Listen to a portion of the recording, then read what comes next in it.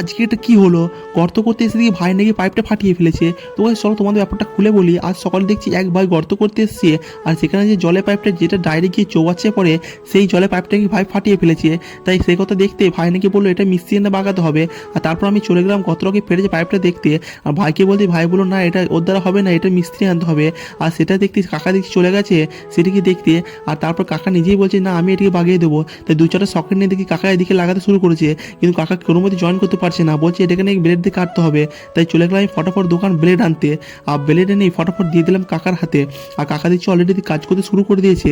আর এই আপনি দেখো এগুলো যে জয়েনগুলো দেখছো এগুলো এখন জয়েন করতে হবে। আর অলরেডি দেখছি কাকা দেখছি আটা নিয়ে নিয়েছে, এবং কাকা বলছে স্যার আমি করে দেবো। আর আমি এদিকে পুরোপুরি ব্যাপারটা পুরোটা ভেবে দেখছিলাম।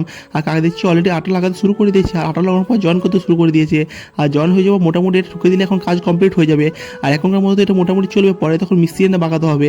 আর এটা করে দিয়ে আমি চলে এলাম আমি বাড়ি।